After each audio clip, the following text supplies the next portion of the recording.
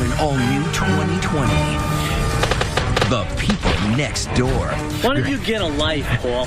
When a tiff over property lines turns to battle lines. It felt like he was inching closer and closer to your property. Oh, yes. And full-scale warfare. Why don't you grow up? Why don't you grow up? So how did they end up wearing handcuffs? Thing you had cameras everywhere. Isn't that obsessive behavior? Border wars. And could you live next door to Party Central? Ever been under siege? That's what it's like. A Vietnam vet versus the Berkeley frat boys next door. They're on my roof. They're trying to break in the back door. I'm just being overwhelmed. So why did you decide to move into this house knowing you'd be surrounded by fraternities? Sigma Alpha, why? And when a friendship goes down. Oh my gosh. They put it on Facebook that we were the blame for them all getting sick. A fence goes up. That's more like the Berlin Wall. They started painting pictures of pigs on the walls. But that's just for starters. What is this? Find out when you meet the People Next Door. When it comes to the neighbor from hell, we won the Powerball lottery. Here now, David Muir and Elizabeth Vargas. Good evening and Happy New Year. David is away tonight. And we look at neighbors tonight who definitely are not making resolutions to be nice to each other. Starting with these people next door who have serious boundary issues in every possible way. Here's Tom Llamas. On patrol with the 2020 Nasty Neighbor Watch, dispatched to the front lines of Why Can't We All Just Get Along by neighbor expert and ABC News consultant Bob Borzada. Of all the kinds of neighbor disputes, there's nothing like a good border war to get people's blood boiling. Tonight, two tales of terrifying territoriality straight from Borzada's inbox. First, from Poughkeepsie, New York, along the historic Hudson River, a call for help. The Ennis family says they have, quote, the mother of all neighbor disputes. We've had quite a bit of trouble with the neighbors. And so this is the entryway now into all your misery? Yes, please follow me into my secret garden. There's no garden, and it's not a secret. Liz Ennis is in a blowtorch hot bickering battle with her backdoor neighbors, Steve and Loretta Jaeger. This is my property. If nothing else, the 65 security videos Ennis put up on YouTube reveal clashing lifestyles and landscaping. The Jaegers are Martha Stewart-style neatniks, while the Ennis' backyard, judge for yourself. He's got a perfectly landscaped lawn that he loves, and maybe he thinks your backyard is a mess. Part of our problem is that we've been spending money on his lawsuits and whatever. You don't have any money left to clean up the backyard. Oh, no. Given the personality differences, a border skirmish was bound to erupt. The first salvo comes when the Ennises accuse Steve Jaeger of aggressive lawn mowing, kicking up clouds of dust, and sometimes just kicking. Then, the Ennises say the Jaegers became chronic, petty complainers. He's complained about derelict cars, barbecues, lights, birds, vermin. The list goes on and on. On and on and on and on and on. But it turned to all-out war when the Jaegers took a drastic step that would forever block the Ennis eyesore behind them. This is the problem, huh? Yeah. Jaeger hires a surveyor who says the deed to the Ennis property is wrong. She owns less than she thought, a lot less. Then D-Day.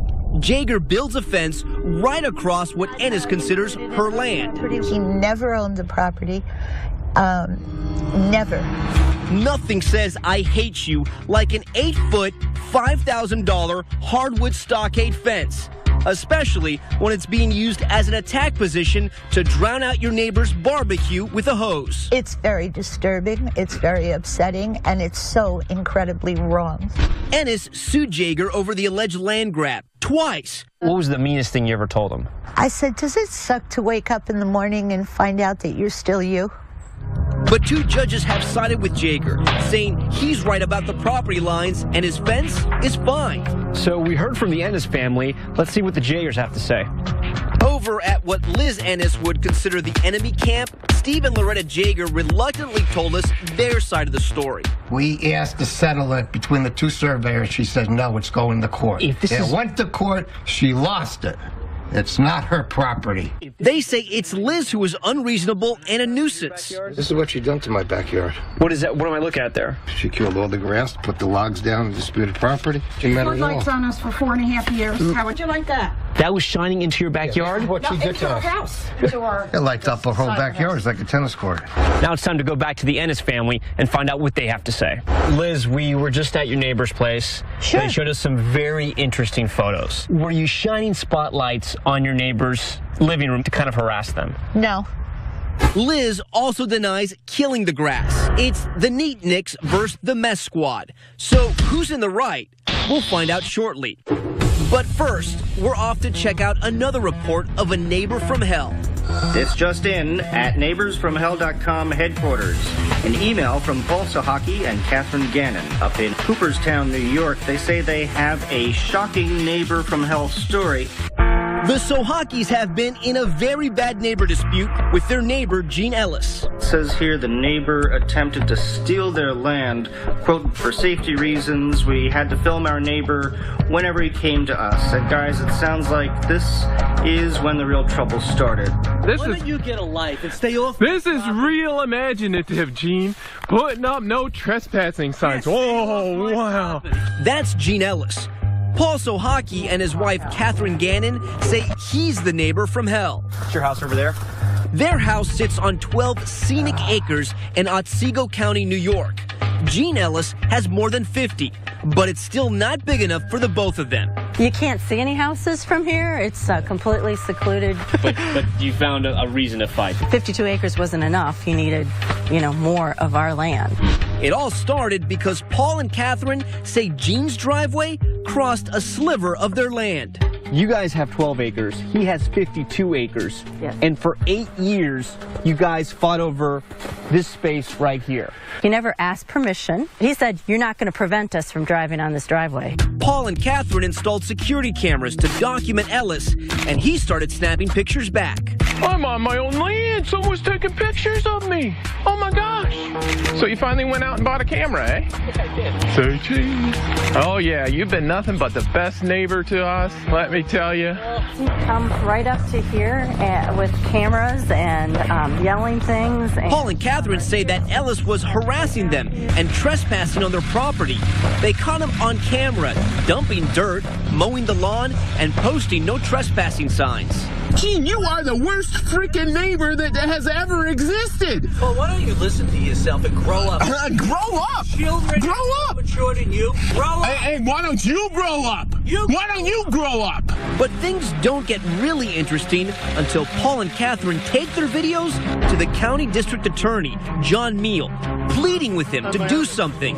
When we come back, he does. But you won't believe who winds up in handcuffs. Oh, by idiot, by liar, by criminal.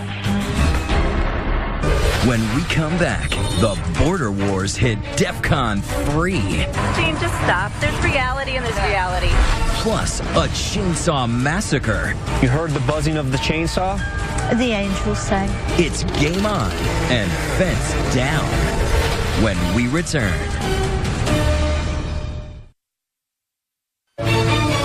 2020 continues with the people next door. There are some tried and true strategies to turn the tide in a neighborly border war.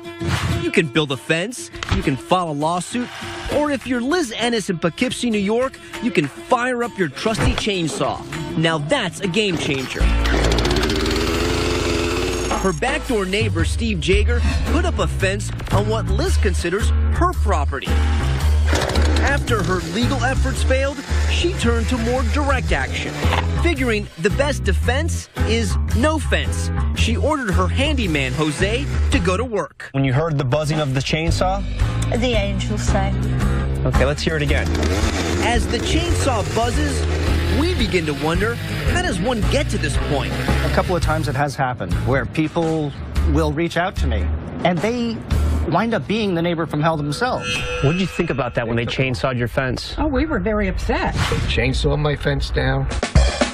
The Jagers sued and then settled with the Ennises, but neither side is admitting to any wrongdoing. If you could talk to her right now, what would you Can't say? talk to her. Why? I'm talking to a wall. Today, the fractured fence has since been mended. And you don't think they're going to do anything else to your fence? You don't think they're going to care chainsaw what it they again? do. Police department's on alert. They step on my property. They come over my property. They're probably going to get arrested. And while the Ennis' homeowner's insurance will pay the $7,500 for the new fence, Liz Ennis says she's not done fighting. Well, I'm not done exploring every possibility to retrieve my property, no. You think you've been a good neighbor? I don't think I was, in the end, a good neighbor. No. I was not nice to Mr. Yeager any more than he was to us. Do good fences make good neighbors? No.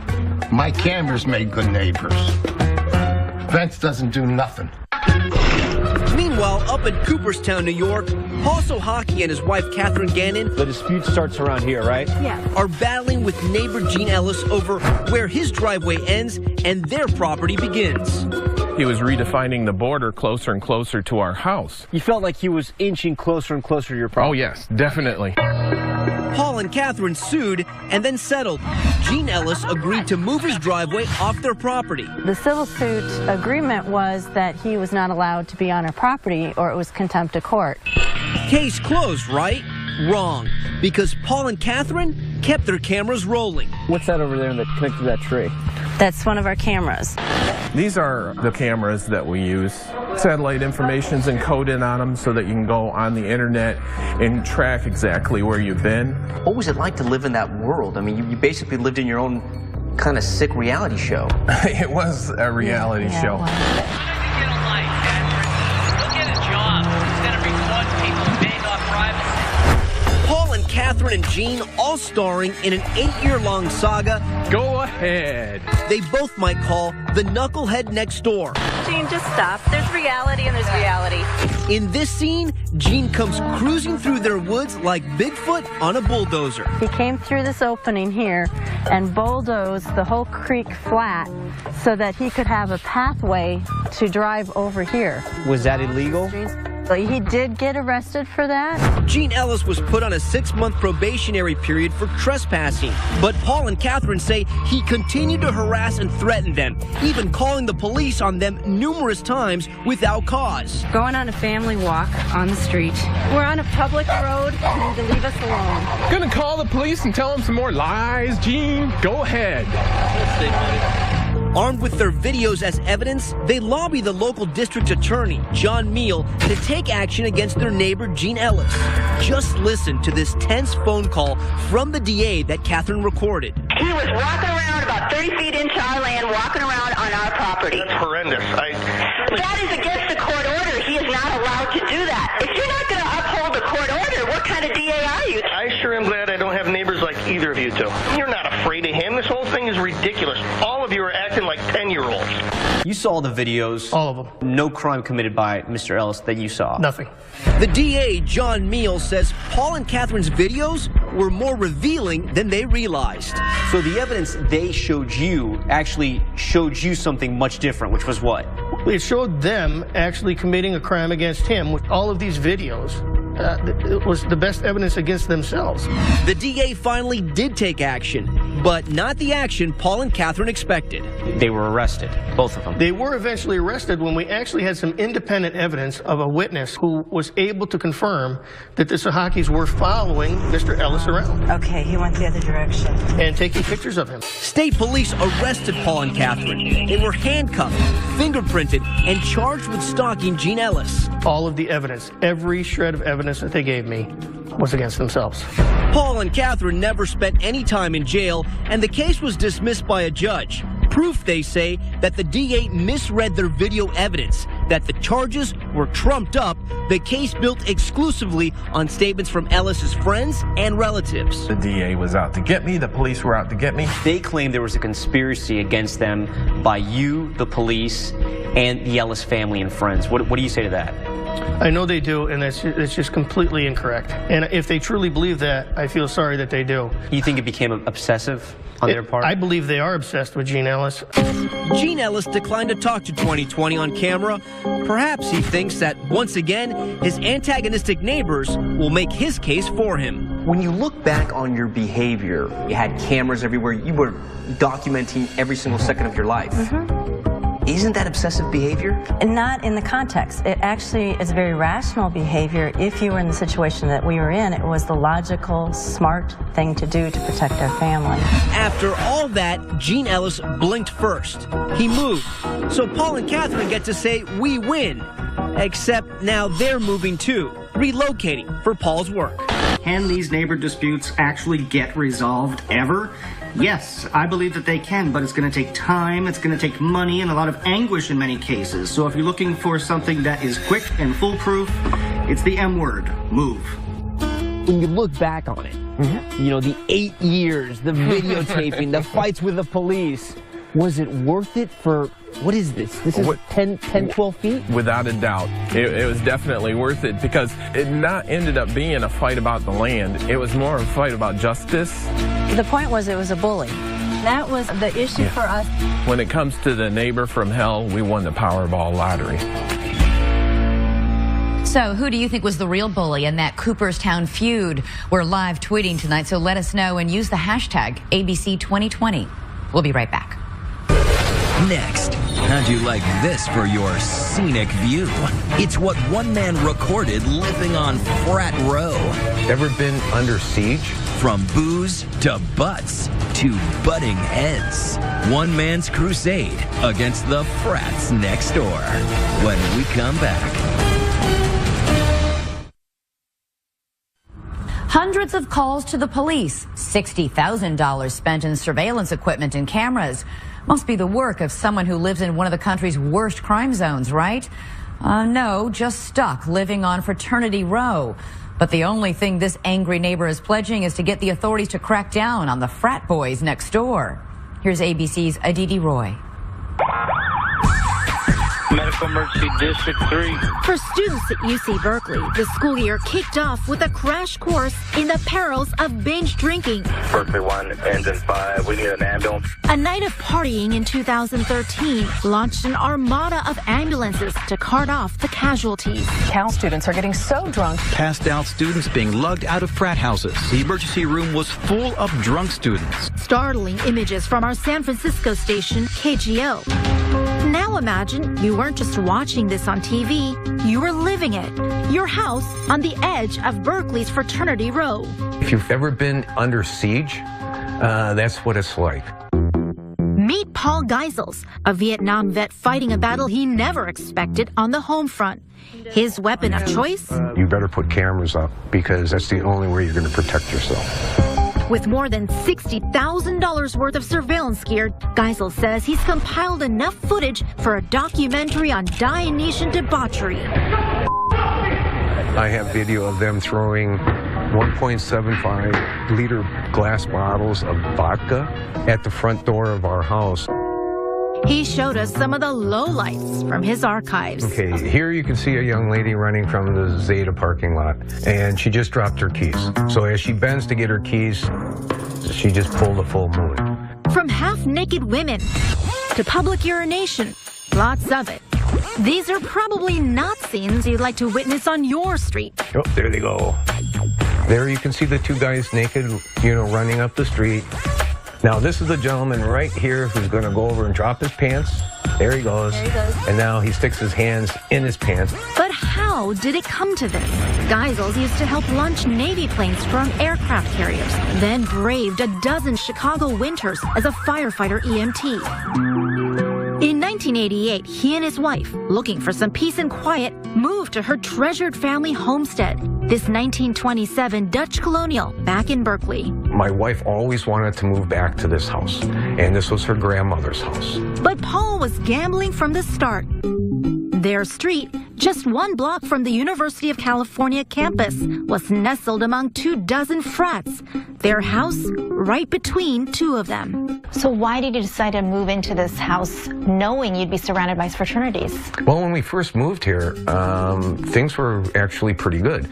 We were invited to the fraternities for their Monday night lobster and steak dinners. That was then. This is now. Why the change? Paul says with the explosion of cell phones and social media, word of the parties now goes viral, and suddenly the gatherings have ballooned from 50 people to more than 500. The behavior was becoming more outrageous. It got so bad, he measured the noise levels from his yard. We started at 11 o'clock this morning, and it's now 5:30. Parties not stopping at 12:30, 1:45. They were going until 3, 4, 5 in the morning. But here you can see... He says he's captured buses disgorging revelers. You can see she's naked from the waist down. They put a blanket around her. She can barely walk. And drunken brawls just outside his house. Naturally, Paul started complaining about the loud parties. His garbage cans knocked over. Kids throwing things. And throwing up. And he says that's when things got personal. You've had furniture thrown from up there. Yep. You know, with the legs of chairs and stuff through the roof. I did 3 burglaries in the last 3 months. He told police some of his Greek neighbors broke into his home. They're on my roof. They're trying to break in the back door. I'm just being overwhelmed. He says he's even taped them threatening his life.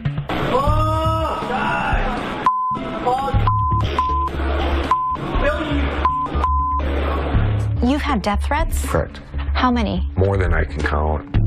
We've had windows shot out, saying that we're going to kill you. We're going to burn your house down. And he's not the only one who complained. We have 122 pages. His lawyer, Yolanda Wong, showed us this long list of police calls about Berkeley's frats. She says an average of 400 a year. Looking at the sheer number of times that they're called out and they respond, it doesn't seem like a light touch. The light touch is there's no arrests. They go and they say, oh, boys, behave. But no one is taken to jail. When he's called Berkeley police, Paul says they've responded, but the parties haven't stopped. We're not getting really any help from the university or from the authorities. You cannot have authorities saying, yeah, they're breaking the law, but, you know, it's going to keep happening. Why don't you take a hike?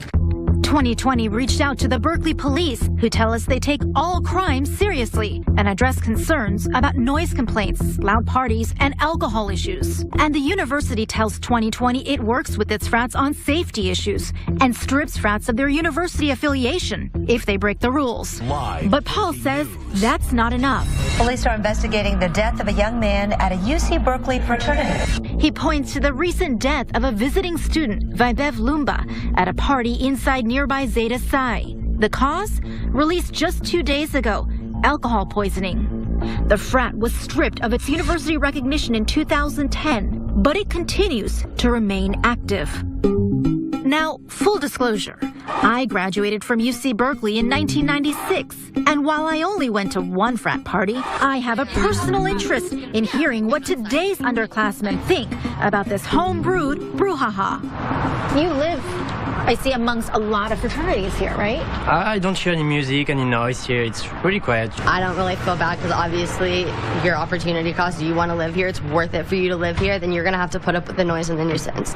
You've lived next door to a fraternity, and now you're a member of a fraternity. What was it like to live next door to a fraternity? When it's too loud, it just feels, it's uncomfortable when you're trying to concentrate, focus. And most of the other times, it was the same thing as living anywhere else. There are plenty of places to live in Berkeley that are not frat row. And so living on frat row, I feel like, is a conscious decision to be near the fraternities. Finally, Paul made the conscious decision to move out, but he still hasn't surrendered. He's kept his cameras rolling and filed a lawsuit against almost anyone connected to his neighbor dispute, including 34 of Berkeley's fraternities. Our goal is to win in court, to have some change, to have some civility in this neighborhood. It's been an uphill battle. His original lawsuit was dismissed, but it's now going forward under a city ordinance, which an attorney for several of the defendants says they will continue to defend vigorously. But this vet says he'll keep fighting and taping, hoping he and his wife can someday come home. I'm strong enough to continue this and to keep it going until we have a resolution because I feel so strongly about this problem.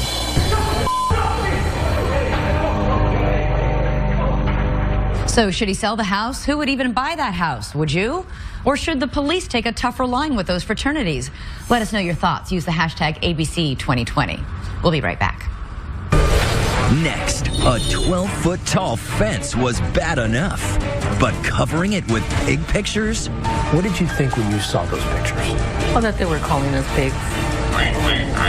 When we return.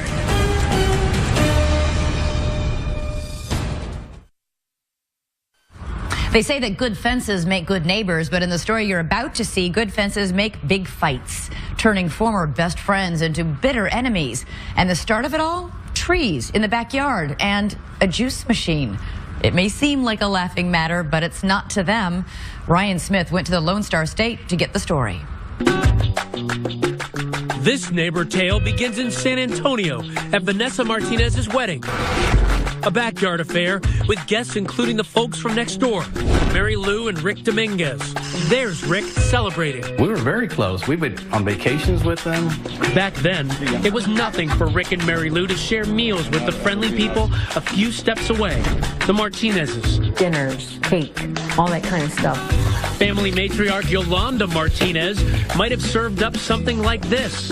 Yolanda loves Mexican food, but today can't digest the problems her chosen cuisine seems to have created between the two families. This has been already 2 years and 3 months, and it's still going. What's been going on is a knockdown, drag-out spat that made bitter enemies out of these former friends. Oh yeah, it got pretty ugly. It happened online when the then Facebook friends clicked the unfriend button. Why? Believe it or not, it's all mixed up with fruit and vegetables in a juicer like this. Mary Lou wouldn't talk on camera, so Rick did the explaining. We do this thing called juicing, which we've done for years, and it's just real healthy for you. Yolanda remembers what Mary Lou wrote. She had posted that they were into the juicing. But the neighbors disagree about all the other juicy details. The actual Facebook posts are long gone. But there's no doubt what each side claims the other wrote squeezed the life out of the friendship. What did they say? They got on Facebook and said, your stupid recipe for juicing gave the whole family diarrhea. She was sending like, well, if you wouldn't be feeding your family fatty foods and lard and tortillas, and maybe they wouldn't be as big as they are. You got offended. I did. It absolutely juiced up the tension already simmering over this man. Another neighbor who was feuding with Rick over trees between their properties. When you saw that other neighbor having problems with Rick, what did you do? I intervened. Leading to the wall. The simmering tensions convinced both sides to shut the other out and create what today is sort of the Berlin Wall of San Antonio, a wood picket fence built by Yolanda's husband, dwarfed by Rick's roughly 12-foot behemoth of corrugated metal and wood. Technically, it's a detached covered patio. The fence and the almost Korean demilitarized zone around it with cameras facing back and forth has become a standing monument to neighborly hatred, covered on the local news. At the center of this feud, quite literally, is this 12-foot-high corrugated metal fence. And making one big headache for the cops. We're back and forth to those residences over and over and over again. Police Chief Bill McManus says the frustrating thing is, for the most part, what the feuding neighbors do isn't breaking the law. But boy, it makes you wonder about those laws. Oh my gosh. Like when Yolanda's husband Tony is repeatedly seen knocking down garbage cans using some sort of stick. Rick is convinced it's a cattle prod. It is a cattle prod with 2 electrodes on it. He parades around with it constantly. With a cattle prod? Yolanda denies her family even owns a cattle prod and claims whatever Rick recorded is nothing compared to what he's done to them, starting with that fence. It may be scenic on Rick's side, not so much on Yolanda's. They started painting pictures of pigs on the walls. What did you think when you saw those pictures? Well, that they were calling us pigs. First was the painted pig, then a painted donut, followed by a stuffed pig hung off a pole, and then... What is this? That's him. We can't show it, but on this banner, Yolanda says that's a stuffed pig in a simulated sex act along with an obscene message. What's he doing? He's trying to taunt you? I don't know. Rick says what he was doing was responding to a camera Yolanda's family placed 13 feet high, violating his privacy. That's against the law, so I was trying to prove a point. But in some ways that makes you look vulgar, because you're the one who's posting an FU sign and simulating a sex act to a toy pig. Well, tell him to stop videotaping us in our pool. But Rick is in the security camera arms race too. In fact, he runs a surveillance business out of his home. And as the volley of accusations escalated, Yolanda's daughter Vanessa, that beaming bride from happier times, claimed she was being violated. We are being watched 24/7. He's enjoying making our lives miserable. Every time we would step foot outside, either the front door or the back door, he'd be out there harassing us. How was he harassing you when you would walk out of your house? As soon as we walked out of the house, he would start making the pig noises. Pig noises?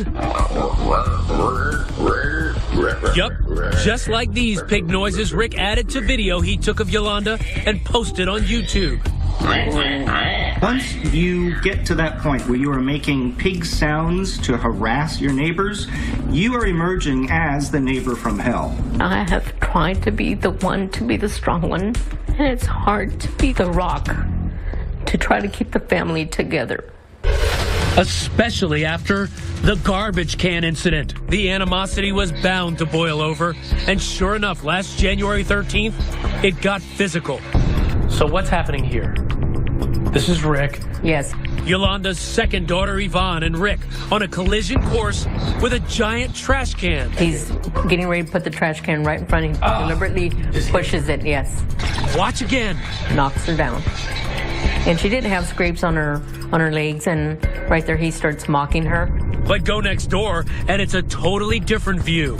She comes running towards me, kicks the trash can, fakes a fall, and then calls the police. Seeing this video right here from this perspective, it tells a different story.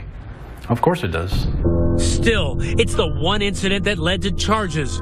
Assault against Rick. He pled no contest and was fined and ordered to do community service and attend alternatives to conflict training. But could any training prepare him for Yolanda's retaliation against his security cameras? What did you think when you saw this? I was shocked. He's referring to the yard sign. They put up this sign that says perverts next door, cameras pointed at our house and our children. It's hurt our business. Some of our customers are questioning why the neighbor's calling you a pervert. Rick says when the cops told Yolanda to remove the pervert sign, they just kept putting it back up.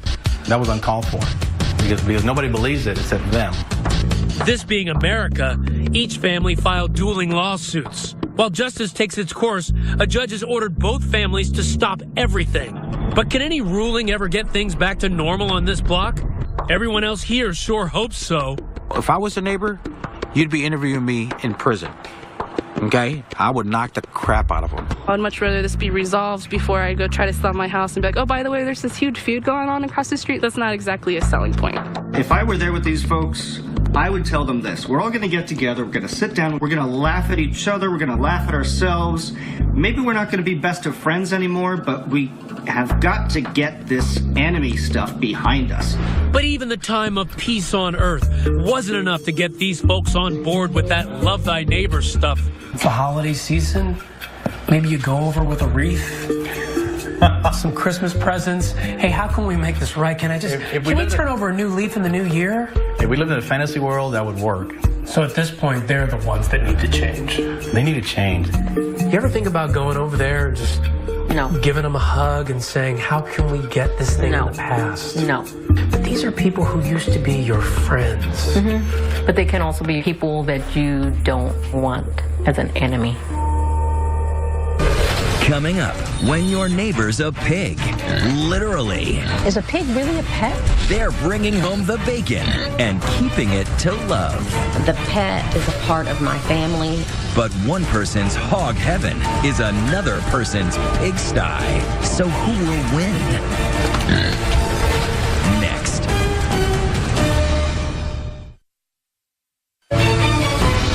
'20 continues with the people next door. Here's Deborah Roberts. Yeah, all right.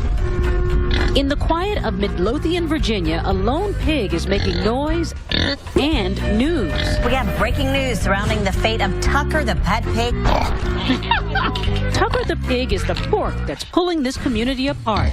On one side of the aisle, Tucker's supporters. On the other, angry residents who don't want to see their town turned into a pigsty. Is a pig really a pet? What does he do? He does everything a dog would do. Just like a dog.